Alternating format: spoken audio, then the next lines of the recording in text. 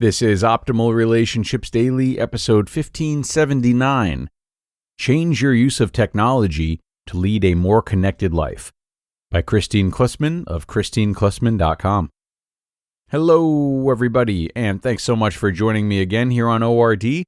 I'm Greg Audino, your host and narrator. Now, today I'll be bringing you a post that extends far beyond relationships and could be a good fit on several shows in this network. But I think it's really critical for how we relate to others, and I will explore that more in my commentary at the end.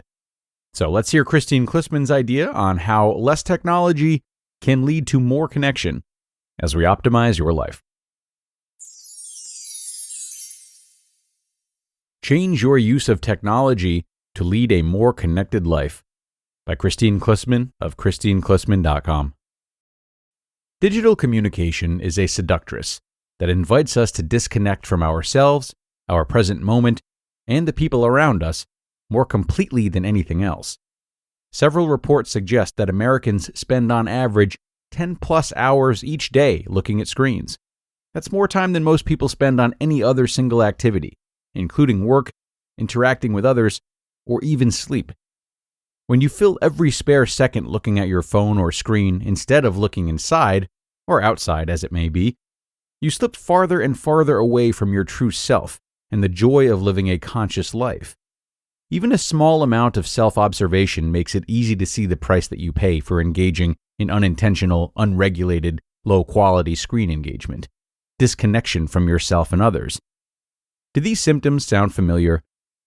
Lack of awareness of your needs, such as noticing hunger or tiredness, a slightly anxious or unpleasant quality to your mood, feeling spacey, as though you're under a hypnotic spell or trance.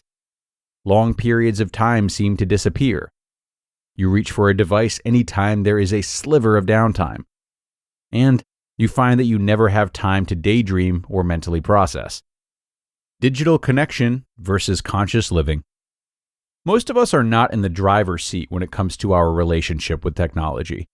Low-quality interactions with our devices can inadvertently rob us of some of the most precious aspects of living a conscious life.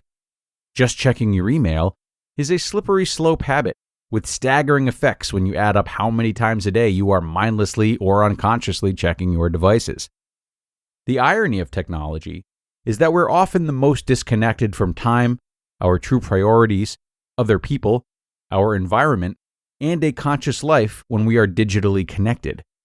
A mother in one of my parenting groups observed that as much as she patted herself on the back for managing to make it home in time from work to be with her children after school each day, she was frittering away that time by constantly checking her devices and/or responding to emails, causing her to be just as unavailable and disconnected from her kids as if she were still gone from the house.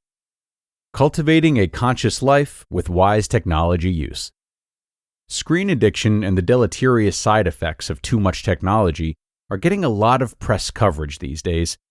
While these issues are important to bring to public consciousness, this kind of coverage doesn't tell us how to cultivate a healthy relationship with technology.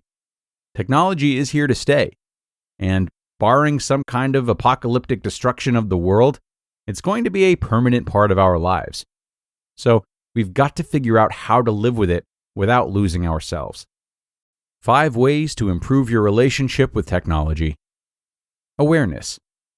The first and most important tool is to become more intentional and aware of how you use technology. Learn to tell the difference between high-quality digital interactions and low-quality ones. Cultivate a mindful awareness of your mood and physical state while you're engaging with your devices. Bring a curious attention and do a body scan to help identify the subtle feeling states that accompany different types of screen engagement. You'll quickly start to recognize the difference. Self-investigation. Ask yourself whether your compulsion to respond to everything immediately might not be fueled by a compulsive relationship with your technology rather than an actual urgency. Consider whether you may be using technology to avoid certain emotional states or real-life interactions. Measurement. Gather data. Make the effort to actually calculate hour by hour how much time you spend interacting with technology in a given week.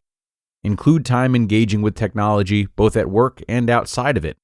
And be sure to include time spent in passive ways, such as binge-watching television or skimming social network feeds. Intention. Set boundaries with yourself. Limit email checking, internet surfing, text responding, or even channel switching on the TV to the times that you've established in advance. Action.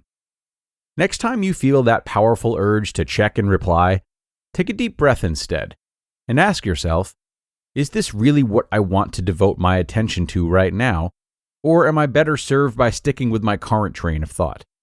Resisting the urge in this way helps build mental muscle and helps you realize what a powerful force that urge really is. Reconnect to a conscious life. Our complicated relationship to technology is one of the largest areas of opportunity for people to reconnect with their intentions and reclaim a domain that's rife with disconnection. Having a positive connection with technology is simply about being clear about the why, how, and when of engagement, and correcting yourself when you get off track. For the average person in modern society, technology is a steadily rising tide that can flood the environment at any moment without mindful awareness and intentional use. Its addictive quality requires us to frequently check in, reappraise, and course correct where needed in order to tame the beast. Remember that the purpose of technology is to improve your life, not to own it. You just listened to the post titled, Change Your Use of Technology to Lead a More Connected Life by Kristine Klussman of KristineKlussman.com. And a wonderful post from Kristine today, which I don't think is lost on any of us. And it felt like a great read for ORD specifically because, well, I think we're all aware of and kind of lament how much technology takes from our lives. It's not often associated with our relationships and how much it can detach us from them. But we might explore how our relationships can be kind of left behind when we look at that list of symptoms that Kristine mentioned. Are we less prone to being aware of our needs in a relationship due to all of our screen time, instead of spending time connecting with our partners?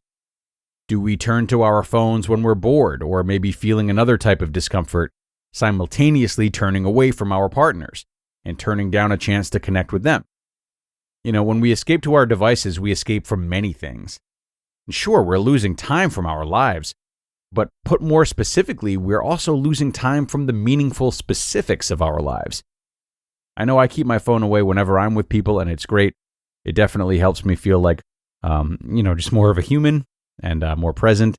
And it's a subtle gesture that keeps me engaged and appreciative of the time I have with them. And I like to think that people around me recognize it as well. So, some things to consider, everyone. It is time to get out of here now, but I thank you so much for coming today and listening once again. Have a great rest of your day, and I'll see you again tomorrow, where your optimal life awaits.